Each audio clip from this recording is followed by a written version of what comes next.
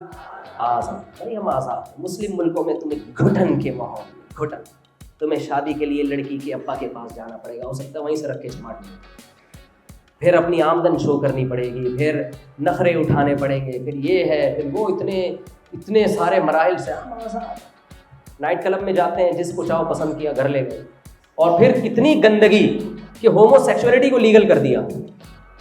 یہ تو انتہا درجے کی گندگی ہے۔ جو کام گدھے گھوڑے نہیں کرتے اس کو نہ صرف ویزے مل رہے ہیں، اس پہ الاؤ نہیں، اس کی ترغیب دی جا رہی ہے، لیکن بھائی یہ سب کچھ کر کے بھی وہ کیا ہے؟ اچھے۔ وہ کیا ہے بھائی؟ میں نہیں کہہ رہا ہوں ان میں کوئی برائی نہیں، کوئی اچھائی نہیں ہے، بہت ساری خوبیاں ہیں، ان خوبیوں کے ہم معترف ہیں۔ تو اس لیے قرآن نے پہلے کہہ دیا وَسَعَىٰ لَهَا سَعْيَهَا، وہ والی کوشش جس کو میں نے کوشش کہا ہے، جس عمل کو میں نے اچھا کہا ہے وہ عمل کرو گے تو پھر میں اس کو اچھا عمل کہوں گا۔ اپنی طرف سے اگر کیا تو تم اس کے خود ذمہ دار ہو، میں نہیں مانتا اس کو۔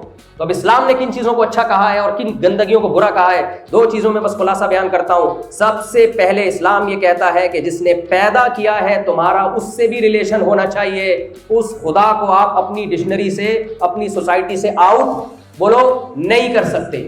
یہ نہیں ہو سکتا کہ جس نے پیدا کیا اس گاڈ کو آپ بالکل بھول جاؤ اور اس کی کوئی سوسائٹی میں کوئی حیثیت ہی نہ ہو۔ اس لیے اسلام نے نماز کا نظام قائم کیا، حج کا، عمرے کا، اور یہ سارے احکام جو رمضان کے روزے دیے۔ پھر اسلام نے کہا جس خدا نے پیدا کیا ہے مخلوق کے ساتھ بھی تمہارا ریلیشن اچھا ہونا چاہیے۔ پھر دیکھو مخلوق کے ریلیشن میں بھی اللہ نے ایک ایک ریلیشن کو ایکسپلین کیا ہے۔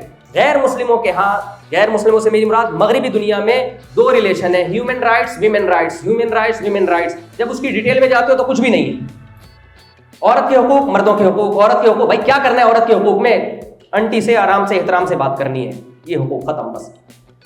کسی خاتون کو آپ تیز آواز میں بات نہیں کر سکتے، ڈانٹ نہیں سکتے، اس کو مار نہیں سکتے، بہت اچھی بات ہے۔ مردوں کے حقوق کیا ہے بھائی؟ بس یہی حقوق ہیں جو چل رہے ہیں، یہی حقوق ہیں، اور کیا ہے؟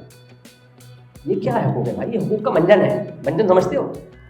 اسلام نے بتایا کہ عورت اگر بیٹی کی شکل میں ہے تو تمہاری وراثت میں سے اس کو حصہ ملے گا۔ انگریز نے یہ حق بیٹی کو بولو نہیں دیا، بس بات کو میں ختم کر رہا ہوں۔ انگریز نے یہ حق بیٹی کو بولو نہیں دیا۔ یہاں ایک اشکال ہوتا ہے کہ بیٹی کو آدھی وراثت اور بیٹے کو دگنی کیوں دی ہے؟ آپ 3 کروڑ روپے تھے آپ کے پاس اور آپ مر گئے، خوشی سے مرے یا ٹینشن سے مرے، آپ مر گئے، ایک بیٹے کو 2 کروڑ ملیں گے، بیٹی کو کتنا ملے گا؟ 1 کروڑ۔ انگریز نے اس پہ اعتراض اٹھایا، یار تم نے عورتوں کو پیچھے رکھا ہوا ہے، بیٹی کو آدھا دے رہے ہو، حالانکہ خود 1 روپیہ بھی نہیں رہے۔ ایک ہندو لڑکی نے مجھے بہت 5-6 سال پرانی بات ہے، انڈیا سے فون کیا اور کہا ہم غیر مسلم ہیں، یہ لوگ اسلام پہ اعتراض کرتے ہیں، ہمارے رشتہ دار کے اسلام نے بیٹی کو آدھی وراثت دی اور کہہ رہی ہمیں 1 روپیہ نہیں ملتا باپ کی وراثت سے۔ آپ آدھا تو دے رہے ہو، لیکن آپ دیکھو اسلام نے عورت پہ کتنا احسان کیا، 1 کروڑ بیٹی کو دیے اور 2 کروڑ بیٹے کو۔ بیٹے پہ ذمہ داریاں 10 کروڑ کی ڈال دی۔ جب نکاح ہوگا تو اسلام نے ولیمے کا کھانا رکھا ہے، بارات کا کوئی کھانا نہیں ہے اسلام میں، تو وہ خرچہ کون اٹھائے گا؟ لڑکا اٹھائے گا۔ اس کا نان نفقہ جس میں پورا گھر کا سامان، گیس بجلی کا بل، کھانا پینا، بچوں کی ڈلیوری کا خرچہ، ان کی تعلیم کا خرچہ، یہ ٹوٹلی کس کے ذمہ رکھا ہے اسلام نے؟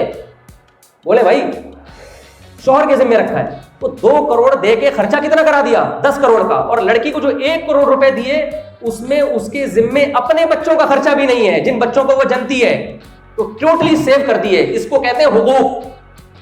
باتیں کرنے پر گورنمنٹ کی طرف سے حقوق کی باتیں ہیں، اور یہ کوئی پابندی نہیں ہے بھائی، حقوق دے کے دکھاؤ، وہ اسلام نے دیے ہیں۔ تو ویمن رائٹس کے بیٹی کا کوئی حق نہیں ہے۔ اللہ نے یہ کہا کہ اگر وہ عورت بیوی کی صورت میں ہے تو ساری زندگی کی رسپانسبلٹی اس کی کس کی ہے؟ بولو شوہر۔ خود سوچو تیرا کیا ہوگا کالیا۔ میں لوگوں سے ایک بات کہتا ہوں، گرل فرینڈ کا نہیں ہے اسلام میں، کیونکہ اس میں آپ عورت سے اپنی خواہش پوری کرتے ہو، اس کو معاوضہ کیا ملتا ہے؟ کچھ بھی نہیں ملتا، کوئی ذمہ داری نہیں آپ اٹھاتے ہیں۔ بیوی بنا کے، اسلام نے کہا عورت کی طرف جانا ہے، بیوی بنا کے لاؤ۔ بیوی بننے سے پتہ ہے کیا ہوتا ہے؟ اس کا ابا آپ کا کیا بن جاتا ہے؟ سسر۔ ٹینشن ہے یا نہیں؟ اس کی ماں کیا بن جاتی ہے؟ ساس۔ اس کے بھائی کیا بن جاتے ہیں؟ سالے۔ میرے پاس ہول سیل کے حساب سے سالے ہیں۔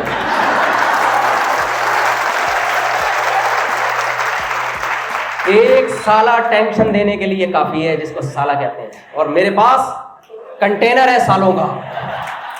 پھر بھی آپ ہماری ہمت دیکھو۔ گرل فرینڈ میں کیا ہے بھائی؟ گرل فرینڈ میں کیا ہے؟ عورت کو حق نہیں ملتا, عورت بیوقوف بنتی ہے, وہ بیوقوف بنتی ہے. اسلام نے عورت کے حق کے لیے کہا کہ بھائی نکاح کی طرف جاؤ, اللیگل ریلیشن مت رکھو کسی سے.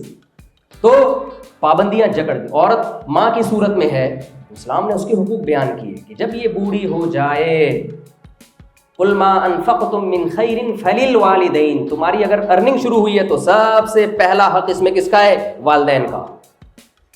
انگریز کیا کرتے ہیں, اولڈ ہاؤس بنایا ہے, لے جاؤ یار, فادر ڈے کے موقع پر وہ فون کر لیں گے, ہاؤ ڈیڈ ہاؤ فائن, اس طرح کا. ڈیڈ اسی میں بیچارہ خوشی سے بے ہوش ہو جاتا ہے. ناروے میں ہمارے دوست نے بتایا کہ میرا دوست گورا ہے, اتنا نالائق, کہتے ہیں فادر ڈے کے موقع پر اس نے فون کیا, ابا نے اتفاق سے فون نہیں اٹھایا, تو مجھے فون کر کے کہہ رہا ہے کہ ایک کیک رکھ کے میرے ابا کے دروازے پہ رکھ کے بیل بجا دینا, تمہارے بیٹے نے بھجوایا ہے. یعنی دوبارہ فون بھی اب اگلے سال ہوگا. ویسے نائس ٹو میٹ یو, اور ہر ایک سے ایسے مل رہے ہوتے ہیں. بھائی ایک ایئر ہوسٹس کے اخلاق ہوتے ہیں, ایک آپ کے جو پریکٹیکل لائف میں اخلاق ہوتے ہیں, دونوں میں بہت فرق ہوتا ہے.